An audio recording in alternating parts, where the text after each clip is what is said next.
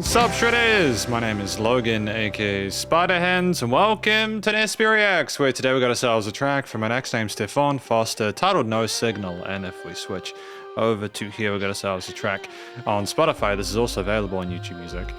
Got the art up here on the screen here. With this, I think it's the first time listening through Stephon's work, so we get to check out more. We're going to listen through it from start till finish, and we're going to hear what we think. Let's do it, let's go.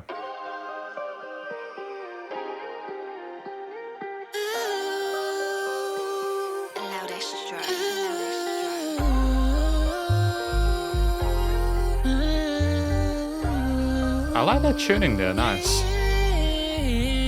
You said you called, but you let it ring. Now I'm wide awake, missing everything. Missing everything, everything, everything, everything. You say you're silent, you sing like a song, but I still replay like I ain't done wrong. Ain't done wrong, ain't done wrong, ain't done wrong, ain't done wrong. But it goes in the light.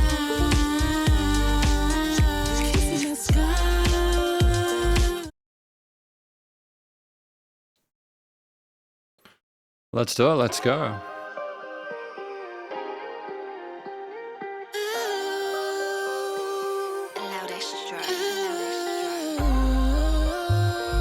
Nice entrance to the 808s here. You said you called, but you let it ring. Now I'm wide awake, missing everything. Missing everything, everything, everything, everything. You say you're silent, you sing like a song, but I still replay like I ain't done wrong. Ain't done wrong, ain't done wrong, ain't done wrong, ain't done wrong. But it goes in the light. Kissing my scars. Then you set up the fire. You told me I'm safe, but you move like a thief in the night. Got no signal. I'm trying to connect. But you lend my heart and you read and forget. Come on your road. Interesting layer of the vocals, actually, I quite like it. Hoping it goes well. It takes me to you say I'm crazy. But you lit the flame. Say them deep, but you never could swim. Played in my ocean, then you blame me again. Oh, but you blame me, boy. Now you listen and now you regret, but I'm still the one you never could forget. Yeah, you never could forget. I cried in the scene while you laughed in the bed. You love the power more than my age. Now our relations and telling goodbyes, singing keys that you left behind. You got no signal. I'm trying to connect. Yeah, I like the difference in the melodies in this part. But you lend my hearts and you read and forget. I'm on your road, I've nothing to say. Hoping it goes well, it takes me today. You said I'm crazy, but you lit the flame.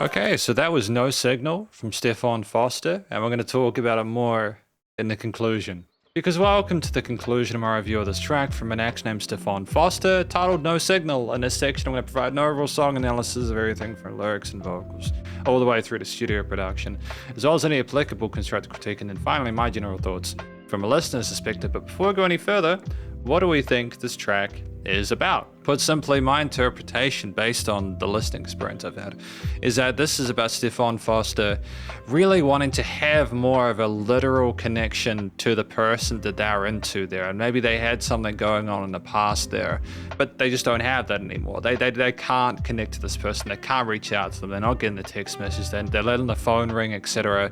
And it's a frustrating thing for them, you know, like it's a difficult time for them. And they're basically discussing this kind of situation that they're in through this piece. And I feel like this will be accessible to people who've ever been in a situation like this. So I feel like that's a good start to proceedings there. It also seems like quite an authentic story from Stephon.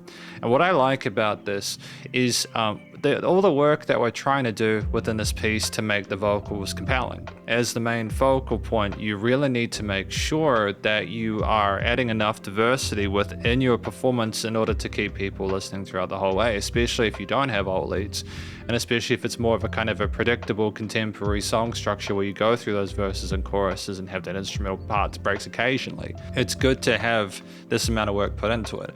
I appreciate that we are comfortable in a hidden chest voice and most of the words come through clearly. We could potentially have enunciated more in some of our high range parts, but that's just a subjective thing. I did like the texture of the vocals in those parts, even if I didn't necessarily get the words through. I think part of it is that what we're doing correctly is that we're double tracking our vocals so that they have more of a presence within the mix. And I do appreciate that. It's just very clever to double track it. You know, if you don't double track, the vocals can just sound a bit thin. And when you've got this kind of power of the bass and the drums underneath it in certain parts, you need the vocals to push through. I also thought it was kind of nice to have some of the vocal chops that we had occasionally as a way of putting forward a melody that is not literally a word storytelling device. And I think that it was also cool to have those different tails at the end of each of the chorus runs there, kind of like layering into each other. There was an interesting phasing effect. I initially was unsure about the positioning of it in the stereo field, like right in the middle of the stereo field. But then I thought about it more as I was listening through it, and I was like, yeah, no, they kind of niche and phase into each other, so it's kind of cool. And we adjust our tails in certain parts as we go through, and ultimately it's very satisfying. So I think ultimately we have our different takes in different parts of our vocal range there. I do like the lower end of our vocal range there, lower octaves there. I think they've got a nice kind of shimmer to them. It's just a great way to sort of flesh out the frequency spectrum as well. And it's nice to have some of those kind of lower hummed parts be a whole note kind of anchor for some of the upper parts to dance upon. I think moving on from that, you know, with the vocals well handled and the story well told, we effectively go into the remainder of the track and its instrumental components as well as its structural attributes. And I feel like at 3 minutes, this track is literally within a 2 to 4 minute sweet spot. You know, it's the right length where, again, if you have enough diversity within the leads and there's like a compelling bass line and catchiness to it, as well as a groove and cadence with the drums and stuff like that, you're probably going to have a good time. And we tick off all those boxes here. We start with these really cute sounding guitar leads in the upper register that have a really sort of pretty glow to them. They're very kind of peppy and exciting there, and they sound nice and sort of shimmery and cloudy. There's these wonderful reverb tails, and there's these pads as well that kind of phase in the mix on the sides, and you're just very lush sounding immediately. And it's more of a high mid-range focus so that you're already going through the clouds. It means that when you have the vocals come in as well as that, then the prolific 808 there, it's just so impactful because there's nothing else really competing for attention. I appreciate the push of the 808, the bass there, as well as the fact that we aren't just having the note hold for like a whole note or something like that. We're kind of adding a sense of groove and rhythm to it by having it do more than just quarter notes. When we come into that part about 32 seconds in and you have the kicks come in and they're side chained, I like that. I like the way they enter there. You know, it's good to have that bit of further development in there, you know, to kind of bring things up. You could have potentially have removed the pads on the sides there to just have the vocals and the kick, and that might have kind of quietened things a bit before you went back into the hook and reintroduced everything, but ultimately I feel like the transfer is a bit smoother in part because of how he did things. And there are parts where we do take away those pads and guitar elements on the side there, and it's just very impactful there, so that's absolutely fine. The drums were the mixture of chord note oriented kicks and some clicks and snares.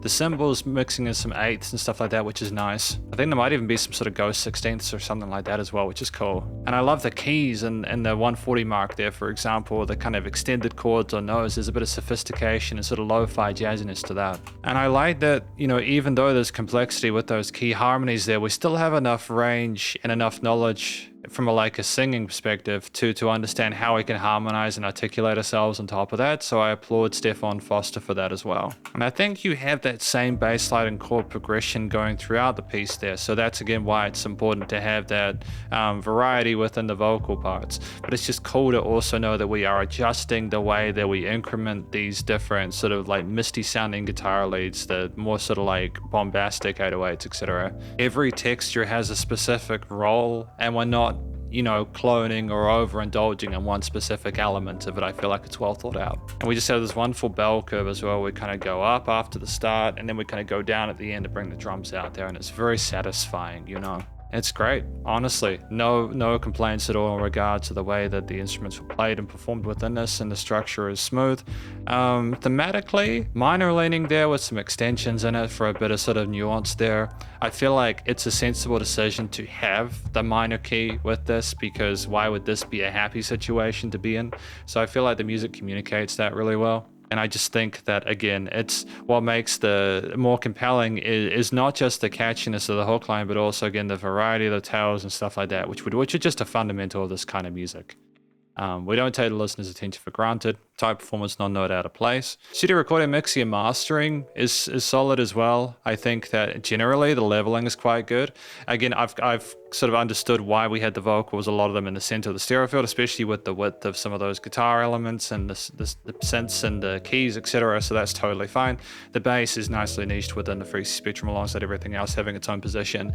And the drums with a mixture of sort of kicks, snares, and cymbal patterns and stuff like that are well perceptible as well. So your music surrounds you in the headphones. There is dynamic range to this, mostly compositional as opposed to production based, but to be fair, it does go down at the end, which is cool. It's nice to have that kind of ability for it to breathe there, not too pushed. Still loud though, bass compression limiting is handled.